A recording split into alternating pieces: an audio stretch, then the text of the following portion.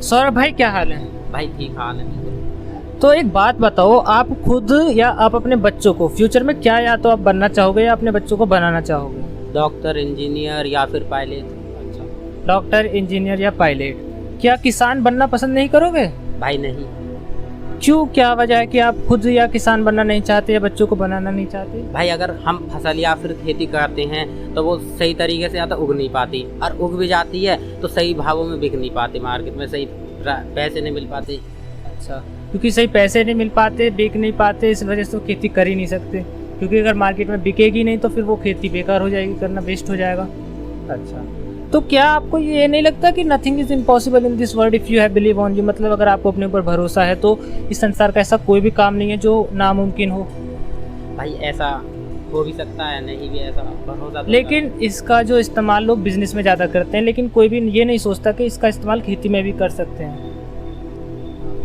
तो जब आज से कुछ सालों पहले, लगभग 100 साल या 50 साल पहले, हमारे पास तकनीक नहीं थी खेती करने की अच्छी, तब हमारे पास ज़्यादा ज़मीन होती थी लेकिन हम फसल बहुत कम उगा पाते थे। सही बोल रहा हूँ? हाँ भाई बिल्कुल। हाँ, लेकिन आज के टाइम में हमारे पास इतनी अच्छी तकनीकें हैं, इतनी अच्छी हमारे पास खादें हैं, कीटनाशकें हैं कि हम कम ज़मीन में भी बहुत ज़्यादा फसल उगा सकते हैं। इस बारे में क्या कहना है? भाई सही कह रहे हो, इस समय हमारे पास दवाइयाँ हैं, खाद है, एक से एक अच्छी सुविधा है। तो क्या आपको नहीं लगता कि इन सब चीज़ों का इस्तेमाल करके खेती को आधुनिक तरीके से, मतलब तकनीक और खेती को दोनों को मिलाकर एक नया, मतलब उज्जवल भविष्य किसान बना सकता है अपना? शायद बना सकता है। यह कहना मुश्किल है। हाँ, मुश्किल है, लेकिन अभी पता नहीं। तो आज से कुछ सालों पहले, जब अब तो हमारे पास मोबाइल है, कंप्यूटर है, इंटरनेट है, लेकिन कुछ सालों पहले जब हम, मतलब किसी को कोई संदेश भेजना होता था, चिट्ठी के माध्यम से भेजते थे। हाँ भाई। तो उस चिट्ठी को पहुंचने में भी कम से कम 1 महीना, 2 महीना या बहुत कई बार साल भी लग जाती थी। हाँ भाई, लग जाते थे। ठीक है, लेकिन आज के टाइम में हमारे पास इंटरनेट और मोबाइल या कंप्यूटर की मदद से हम सेकंडों में ये काम कर सकते हैं, जो पहले महीनों या सालों में होता था। हाँ भाई बिल्कुल, 2 सेकंड में हो सकता है, कोई हो भी सकता काम। है। ठीक है, तो क्यों ना हम तकनीक को खेती में मिला दें? जैसे कि अगर हम आधुनिक चीज़ों को, आधुनिक मशीनों को खेती में मिलाकर खेती करें, तो क्या किसान अपना आत्महत्या, जो हम सुनते हैं आए दिन खबर आती है कि किसान ने आत्महत्या की, इससे निजात पाया जा सकता है? भाई शायद पाया जा सकता है। तो खेती ना करने का सबसे बड़ा रीज़न कहीं ना कहीं ये भी है कि लोगों को ये पता ही नहीं है कि खेती आधुनिक तरीके से भी होती है।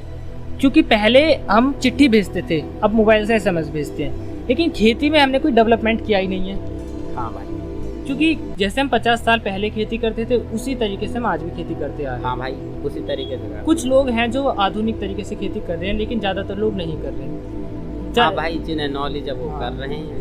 अगर मैं पूछूं कि नेट हाउस या पॉली हाउस के बारे में, ये बहुत छोटी सी चीज़ है आधुनिक खेती के लिए, आपको पता है तो आप क्या बोलोगे?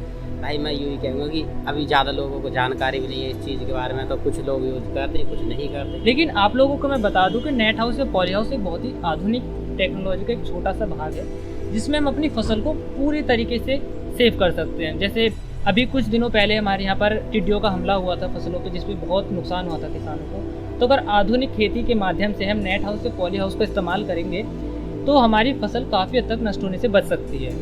लेकिन लोगों को ये पता ही नहीं है कि नेट हाउस या पॉली हाउस का इस्तेमाल करें, तो कुछ लोग सोचते हैं कि इसके लिए पैसे कहाँ से लाएं।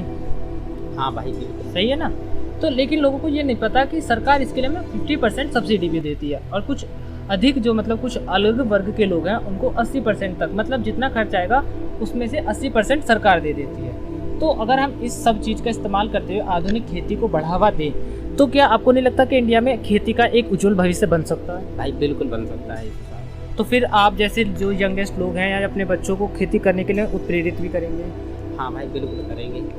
तो अब मैं बताता हूँ कि खेती में मैं भी कुछ बता देता हूँ आपको कि खेती को आप कैसे बढ़ा सकते हो। तो खेती को क्यों ना हम एक ब्रांड के रूप से बनाकर बीच के बिचौलियों को अगर ख़त्म कर दें, तो आपको क्या लगता है कि फसल के दाम जो मार्केट में हमें मिल नहीं पाते, हम उसको सीधा अगर ग्राहक को बेचेंगे तो अच्छे दाम किसान को भी मिल पाएंगे और ग्राहक को भी सस्ता सामान मिल पाएगा?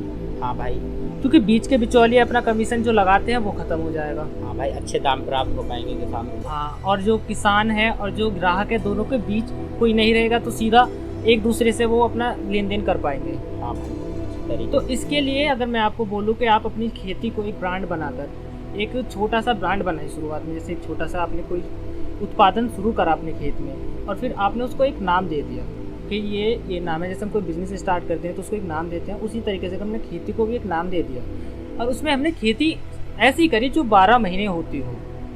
हमने ज़्यादा प्रोडक्ट नहीं बनाए, मतलब कुछ तरीके की खेती करी और वो हम 12 महीने कर रहे हैं और हम सीधा वो ग्राहक को भेज रहे हैं, ग्राहक सीधा हमसे खरीद रहा है। तो क्या इससे अगर हम रेगुलरली ऐसे करेंगे तो कस्टमर भी हमारे साथ जुड़े रहेंगे, क्योंकि उनको 12 महीने हमारे से सामान मिलता रहेगा।